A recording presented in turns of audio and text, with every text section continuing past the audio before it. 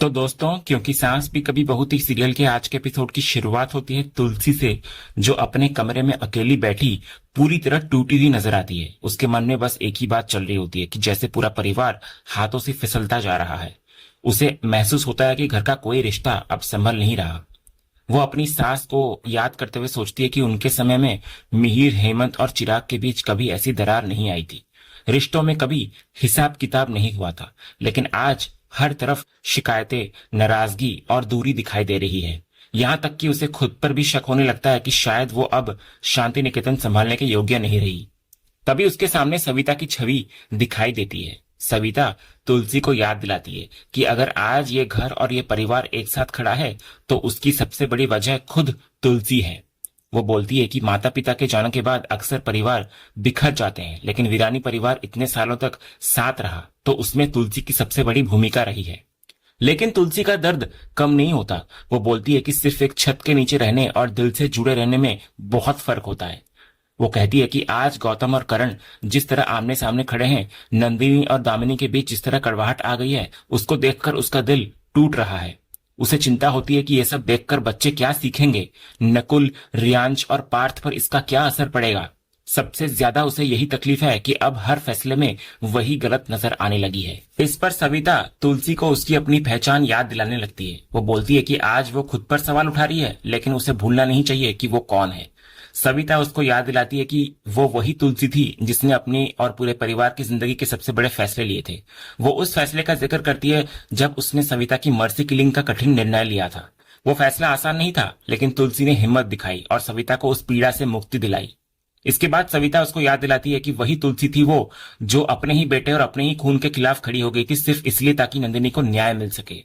फिर वो तुलसी के आत्मसम्मान की बात करती है। वो कहती है कि वो वही तुलसी थी जिसने अपने स्वाभिमान के लिए अपना बसा बसाया घर और परिवार तक छोड़ दिया था और अपनी अलग पहचान बनाई थी। और अब भी जब एक लड़की के चरित्र और सम्मान पर सवाल उठाए जा रहे हैं, तब भी वो वही तुलसी है जो बिना डरे उसके साथ खड़ी दिखाई दे रही है। सविता साफ शब्दों में समझाती है कि जब उसका कर्म सही है, उसकी नीयत सही है और उसकी सोच सही है, तो फिर उसको दूसरों की बातों से प्रभावित होकर खुद पर शक करने की कोई जरूरत नहीं है। तो इस पर तुलसी की आंखें भर आती है। उसके मन में सिर्फ वैष्णवी की चिंता होती है। वो सोचती है कि एक गरीब परिवार की लड़की होने से किसी का सम्मान कम नहीं हो जाता। सगाई हो जाने से किसी भी लड़की की इज्जत छोटी नहीं हो जाती। उसे डर सताने लगता है कि आगे वैष्णवी के साथ क्या होगा। तो इस पर सविता तुलसी को पुराने दिनों की एक अहम घटना याद दिलाती है। वो उसे याद करवाती है कि एक समय ऐसा भी आया था जब उसने पूरी नियत से गंगा और गौतम का रिश्ता जोड़ा था। उस वक्त उसे यही लगा था कि दोनों की जोड़ी सही है और उसी सोच के साथ उसने ये फैसला लिया था। लेकिन बाद में सच्चाई सामने आई। तुलसी को पता चला कि गौतम के दिल में तो टीशा के लिए प्यार था, जबकि साहिल और गंगा एक दूसरे को पसंद करते थे। तब हालात बदल गए थे और तुलसी ने भी सच को स्वीकार किया था। आखिरकार उसने वही किया जो सही था और गंगा की शादी साहिल से करवाई थी। सविता इसी उदाहरण के जरिए तुलसी को समझाती है कि किसकी जोड़ी किसके साथ बननी है, ये इंसान तय नहीं करता, ये फैसला ऊपर वाला करता है। हर रिश्ते की अपनी एक मंजिल और अपनी एक राह होती है जिसे कोई भी अपने हिसाब से तय नहीं कर सकता। फिर सविता तुलसी से कहती है कि उसे उन बातों में उलझने की जरूरत नहीं है जो उसके हाथ में ही नहीं है। उसे वही करना चाहिए जो वो हमेशा से करती आई है, और वो है सच का साथ देना और सही के पक्ष में खड़ा रहना। सविता फिर आखिर में तुलसी को अपना ध्यान रखने के लिए कहती है और फिर धीरे धीरे उसकी छवि ओझल हो जाती है।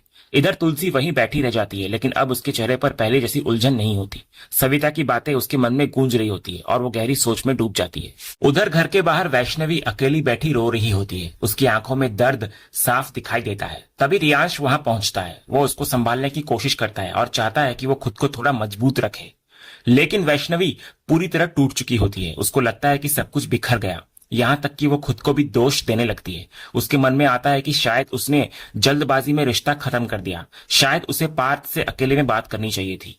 तो रियांश उसको समझाता है कि जब सामने वाला बात सुनने को ही तैयार ना हो तो अकेले में बात करने का क्या ही फायदा। वो खुद को भी दोष देता है और मानता है कि शायद उसे वैष्णवी से दूरी रखनी चाहिए थी। उसे अंदाजा नहीं था कि एक छोटी सी बात इतना बड़ा रूप ले लेगी। इसके बाद वो लगातार वैष्णवी का हौसला बढ़ाने की कोशिश करता है। उसके मुताबिक जो हुआ उसमें वैष्णवी की कोई गलती नहीं थी। वो कहता है कि किसी भी लड़की के साथ इस तरह का व्यवहार सही नहीं माना जा सकता। उसको सबसे ज्यादा दुख इस बात का है कि पार्थ ने भरोसे और सम्मान की सीमाएं पार कर दी। रियांश फिर रिश्तों की नींव की बात करता है। उसके अनुसार किसी भी शादी या रिश्ते का आधार सिर्फ प्यार नहीं होता, बल्कि भरोसा, समझदारी और सम्मान भी उतना ही जरूरी होता है। अगर वही चीजें कमजोर पड़ जाएं तो रिश्ता लंबे समय तक टिक नहीं सकता। वो वैष्णवी को रोना बंद करने के लिए कहता है और माहौल थोड़ा हल्का करने की कोशिश भी करता है। तो आखिरकार वैष्णवी उसका दिया हुआ रुमाल लेती है और अपने आंसू पोंछने लगती है। लेकिन इस पूरे समय एक और शख्स दूर खड़ी सब कुछ देख रही होती है, और वो होती है तुलसी, जो चुपचाप वैष्णवी और रियांश की पूरी बातचीत सुन लेती है। अगली सुबह तुलसी नाश्ते की टेबल की तरफ आती है। तभी उसकी नजर महाराज जी पर पड़ती है, जो किसी के लिए नाश्ता लेकर ऊपर जा रहे होते हैं। पूछने पर पता चलता है कि नंदिनी ने अपने कमरे में ही नाश्ता मंगवाया है। ये सुनते ही तुलसी उन्हें याद दिलाती है कि इस घर का नियम हमेशा से एक ही रहा है कि जब परिवार के सभी मेंबर्स घर पर हों तो खाना सब मिलकर एक साथ खाते हैं। इसलिए वो साफ कहती है कि नंदिनी को नीचे टेबल पर आकर ही नाश्ता करना चाहिए। उधर माहौल पहले से ही तनाव से भरा हुआ होता है। गौतम तंज कसते हुए कहता है कि पहले गलती खुद करी और ऊपर से एटीट्यूड दिखाई जा रही है। वही दामिनी भी कटाक्ष करने से पीछे नहीं हटती और कहती है कि आखिर घर चलाने वालों का रोब तो दिखेगा ही। तभी तुलसी तुरंत दोनों को रोक देती है। वो समझाती है कि हर बात को फिर से झगड़े की तरफ ले जाना बंद करें, क्योंकि मामला पहले ही काफी बिगड़ चुका है। तभी अचानक नकुल दौड़ता हुआ वहां पहुंचता है। उसके हाथ में अखबार होता है। वो घबराए हुए अंदाज में सबका ध्यान एक खबर की तरफ दिलाता है। तुलसी जैसे ही अखबार देखती है, उसके पैरों तले जमीन खिसक जाती है। खबर में साफ लिखा होता है कि पार्थ वीरानी ने अपनी सगाई एंगेजमेंट सेरेमनी के करीब 20 घंटे के भीतर ही तोड़ दी। ये देखकर तुलसी अभी सदमे में ही होती है कि तभी फैक्ट्री से उसका फोन बज उठता है। फोन पर जो कुछ उसे बताया जाता है वो सुनकर भी उसके चेहरे का रंग बदल जाता है। अगले ही पल हम देखते हैं कि तुलसी सीधे फैक्ट्री पहुंच चुकी होती है। वहां कुछ महिलाएं उसको बताती हैं कि सुबह जब वैष्णवी फैक्ट्री आई थी तब से माहौल बहुत खराब है। इसके बाद हमें फ्लैशबैक दिखाया जाता है। फ्लैशबैक में फैक्ट्री की वही औरतें आपस में चर्चा कर रही होती हैं। कोई कह रही होती है कि कल ही सगाई हुई और एक ही दिन में रिश्ता टूट भी गया। दूसरी महिला अमीर लोगों की जिंदगी पर टिप्पणी करती है और बोलती है कि ऐसे लोग फैसले लेने से पहले ज्यादा सोचते नहीं है। लेकिन बात यही नहीं रुकती। एक महिला दावा करती है कि उसने सुना है कि रिश्ता टूटने की वजह वैष्णवी का चाल चलन है। उसके मुताबिक पार्थ को उसके व्यवहार से परेशानी थी। फिर दूसरी औरत और भी कड़वी बात कहती हुई नजर आती है। वो बोलती है कि पार्थ जैसे लड़के को तो कोई भी लड़की मिल जाएगी, लेकिन जिस लड़की के चरित्र पर सवाल उठ जाए उसकी लाइफ बर्बाद हो जाती है। सबसे दर्दनाक बात यह होती है कि ये सारी बातें वैष्णवी खुद अपने कानों से सुन चुकी होती है। हर शब्द उसके दिल पर चोट कर रहा होता है। वो वहां एक पल भी रुक नहीं पाती और आंखों में आंसू लिए अंदर भाग जाती है। फ्लैशबैक खत्म होते ही तुलसी का गुस्सा फूट पड़ता है। वो फैक्ट्री की औरतों को कड़ी फटकार लगाती है। वो पूछती है कि आखिर किसने उन्हें ये सब कहने का हक दिया। जब एक औरत अखबार का हवाला देती है तो तुलसी उसको करारा जवाब देती है। वो समझाती है कि अखबार में छप जाने से कोई बात सच नहीं हो जाती। अगर किसी के बारे में कुछ गलत छप जाए तो क्या उसे भी सच मान लिया जाएगा। वो उनको याद दिलाती है कि वे सभी समझदार और अनुभवी औरतें हैं, फिर भी एक लड़की के साथ ऐसा व्यवहार कर रही हैं। इसके बाद तुलसी की पहली चिंता वैष्णवी बन जाती है। वो तुरंत पूछती है कि वैष्णवी कहाँ है। तब उसको बताया जाता है कि वो कॉर्नर वाले कैबिन में खुद को बंद करके बैठी है। सुबह से उसने दरवाजा तक नहीं खोला। पार्थ और रियांश भी अभी तक फैक्ट्री नहीं पहुंचे हैं, इसलिए मजबूर होकर तुलसी को बुलाना पड़ा। यह सुनते ही तुलसी घबराकर उस कैबिन की तरफ दौड़ पड़ती है।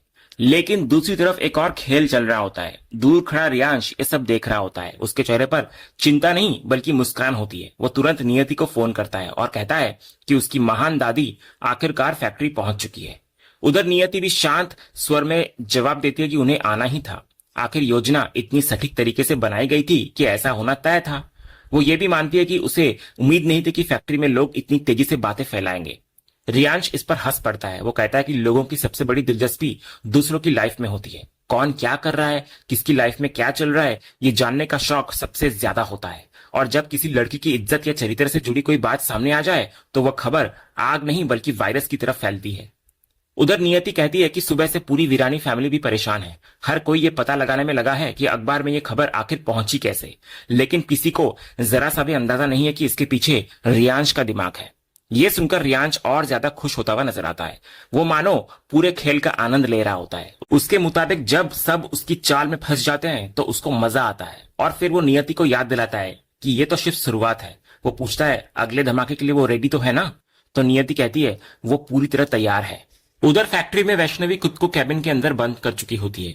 बाहर तुलसी लगातार दरवाजा खटखटा रही होती है। वो बार बार उसको आवाज देती है और दरवाजा खोलने के लिए कहती है, लेकिन अंदर बैठी वैष्णवी बुरी तरह टूट चुकी होती है। उसकी आवाज से साफ महसूस हो रहा होता है कि वो लगातार रो रही है और फिलहाल किसी का सामना नहीं करना चाहती। वो सिर्फ इतना बोलती है कि वो किसी से नाराज नहीं है, लेकिन अभी उसे कुछ समय अकेले रहने दिया जाए। दूसरी तरफ तुलसी की चिंता बढ़ती जा रही होती है। उसे महसूस हो रहा होता है कि वैष्णवी अंदर से पूरी तरह बिखर चुकी है। आखिरकार जब वैष्णवी दरवाजा नहीं खोलती तो तुलसी तुरंत चाबी बनाने वाले को बुलाने का फैसला करती है। इसी दौरान दूसरी तरफ रियांश अपनी अगली चाल चलता दिखाई देता है। वो जानबूझकर ऐसी जगह पर खड़ा होता है जहां उसकी आवाज तुलसी तक पहुंच सके। फिर वो नियति से वीडियो कॉल पर बात करने का नाटक शुरू करता हुआ नजर आता है। बातों बातों में वो वैष्णवी के लिए सहानुभूति जताने लगता है। वो दिखाने की कोशिश करता है कि जो कुछ उसके साथ हुआ उससे उसे बहुत दुख है। वो कहता है कि पार्थ ने जो किया उसके बाद वैष्णवी की हालत देखकर उसे अच्छा नहीं लग रहा और वो उसकी हेल्प करना चाहता है। उधर नियति भी उसी दिशा में बात बढ़ाती है। वो वैष्णवी की तारीफ करती है और फिर जानबूझकर ये सवाल उठाती है कि कहीं रियांश के मन में उसके लिए कोई खास भावना तो नहीं है, कहीं वो उससे प्यार तो नहीं करने लगा। तो रियांश तुरंत खुद को संभालता हुआ दिखाई देता है। वो कहता है कि वो वैष्णवी की इज्जत करता है और उसे अच्छा इंसान मानता है, लेकिन इस तरह की बातें ठीक नहीं लगती, खासकर तब जब उसका रिश्ता अभी अभी टूटा हो और उसके बारे में अखबारों तथा लोगों के बीच तरह तरह की बातें फैल रही हो। इसके बाद वो दोबारा वैष्णवी के लिए सहानुभूति दिखाता है। वो कहता है कि कल भी वो बहुत रो रही थी और उसे उस हालत में देखकर उसका दिल दुखा था। काश वो ऐसा कुछ कर पाता जिससे वैष्णवी फिर से खुश हो जाए। उधर नियति जवाब देती है कि आखिर में वही होता है जो किस्मत में लिखा होता है। सबसे अहम बात यह है कि ये पूरी बातचीत तुलसी कुछ दूरी पर खड़ी होकर सुन रही होती है। वो एक एक बात सुनती है, रियांश की हमदर्दी, वैष्णवी की तारीफ, उसकी चिंता और उसकी हेल्प करने की इच्छा। लेकिन तुलसी वहां कोई प्रतिक्रिया नहीं देती, चुपचाप वहां से चली जाती है। और जैसे ही तुलसी वहां से हटती है, रियांश का पूरा व्यवहार बदल जाता है। वो तुरंत वीडियो कॉल कर नाटक खत्म करता है और नियति से कहता है कि काम हो गया, जिन्हें ये सब सुनना था उन्होंने सुन लिया। इसके बाद वो कहता है कि बाकी बात बाद में करेगा और कॉल कट कर देता है। यहीं से साफ हो जाता है कि ये पूरी बातचीत अचानक नहीं बल्कि रियांश की सोची समझी चाल थी, ताकि तुलसी के मन में वैष्णवी और उसके बारे में खास तरह की सोच पैदा हो सके। उधर कुछ देर बाद चाबी बनाने वाला पहुंचता है और कैबिन का दरवाजा चाबी से खुलता है। अंदर का दृश्य देखकर तुलसी का दिल भर आता है। वैष्णवी कमरे के एक कोने में बैठी होती है। उसकी आंखें लगातार रोने की वजह से लाल हो चुकी होती है। तुलसी उसके पास जाकर बैठती है और प्यार से उसको संभालने की कोशिश करती है, लेकिन जैसे ही वैष्णवी तुलसी को अपने सामने देखती है वो खुद को रोक नहीं पाती। वो फूट फूट कर रो पड़ती है और अपना सिर तुलसी की गोद में रख देती है। इसके बाद वैष्णवी अपना दर्द खुलकर बयां करती है। वो बताती है कि फैक्ट्री में लोग उसके बारे में बातें कर रहे हैं। जिन लोगों के साथ वो रोज काम करती थी वही लोग अब उसके चरित्र पर सवाल उठा रहे हैं। उसको सबसे ज्यादा तकलीफ इस बात की होती है कि जो लोग उसे जानते थे वही लोग बिना सच जाने बातें बना रहे हैं। वो बताती है कि सिर्फ फैक्ट्री तक ही बात सीमित नहीं रही, दूर दूर के रिश्तेदारों के फोन आने शुरू हो गए हैं। उसकी एक दूर की मासी है जो वर्षों से उससे बात तक नहीं की उन्होंने, लेकिन इस खबर को सुनकर उन्होंने उसे बहुत सुनाया। हर कोई उसी खबर और उसी अफवाह की चर्चा कर रहा है। धीरे धीरे उसका दर्द और गहरा होता जाता है। उसे लगने लगता है कि अब जहां भी जाएगी वो लोग उसे उसी नजर से देखेंगे। लोग उसे उसके काम या व्यक्तित्व से नहीं बल्कि उस खबर से पहचानेंगे जो उसके बारे में फैल चुकी है। फिर बात उसके सपनों तक पहुंच जाती है। वो तुलसी को बताती है कि उसने भी एक सामान्य लड़की की तरह कुछ सपने देखे थे, एक अच्छा घर, एक अच्छा जीवन साथी, प्यार, भरोसा और सम्मान से भरा रिश्ता, लेकिन अब उसको लग रहा है कि वो सब उससे छिन गया है। तुलसी पूरे समय बहुत धैर्य से उसकी बातें सुनती है। इसके बाद वो वैष्णवी को समझाती है कि समाज में किसी महिला के चरित्र पर सवाल उठाना लोगों के लिए सबसे आसान काम होता है, चाहे वो किसी छोटे मोहल्ले की लड़की हो या किसी बड़े संस्थान में काम करने वाली महिला। ऐसी बातें हमेशा उसको ही निशाना बनाती है।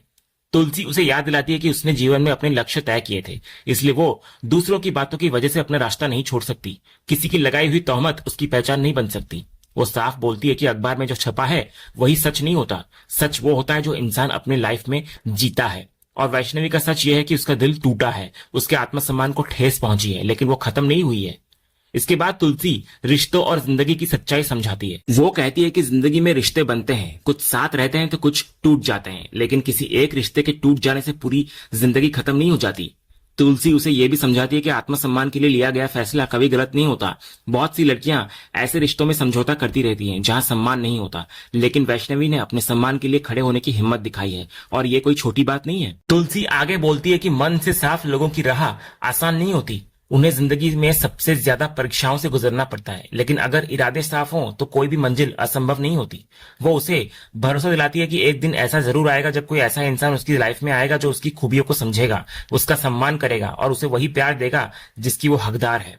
इसके बाद तुलसी उसको सबसे महत्वपूर्ण सीख देती है। वो बोलती है कि अभी जो लोग उसके बारे में बातें कर रहे हैं, जो अफवाहें फैला रहे हैं, उनके सामने टूटना नहीं है, क्योंकि ऐसे लोगों के लिए उसके आंसू उनकी जीत बन जाएंगे। इसीलिए उसे रोकर हार नहीं माननी, बल्कि हर चोट को अपनी ताकत बनाना है। तुलसी उसको समझाती है कि जिंदगी में जो पत्थर लोग उसके रास्ते में फेंक रहे हैं, उन्हीं पत्थरों को जोड़कर उसे अपनी सफलता की सीढ़ी बनानी होगी। यही उसकी असली जीत होगी। आखिर में वो प्यार से उसे अपनी मजबूत बेटी कहती है और रोना बंद करने के लिए कहती है। तुलसी का भरोसा, उसका स्नेह और उसके शब्द धीरे धीरे वैष्णवी को संभालने लगते हैं। वैष्णवी के चेहरे पर दर्द अभी भी होता है, लेकिन अब उसके अंदर हिम्मत लौटने लगती है। और इसी भावुक और प्रेरणादायक पल के साथ आज का यह एपिसोड यहीं पर खत्म होता है। तो दोस्तों, आपको आज के एपिसोड का कौन सा सीन सबसे ज्यादा पसंद आया, हमें कमेंट बॉक्स में जरूर बताएं। अगर आप क्योंकि सांस भी कभी बहुत के फैन हैं और कोई भी अपडेट मिस नहीं करना चाहते, तो हमारे इस चैनल को सब्सक्राइब करना ना भूलें और बेल आइकन को भी जरूर दबाएं। हम मिलते हैं अगले एपिसोड के अपडेट के साथ। तब तक के लिए धन्यवाद।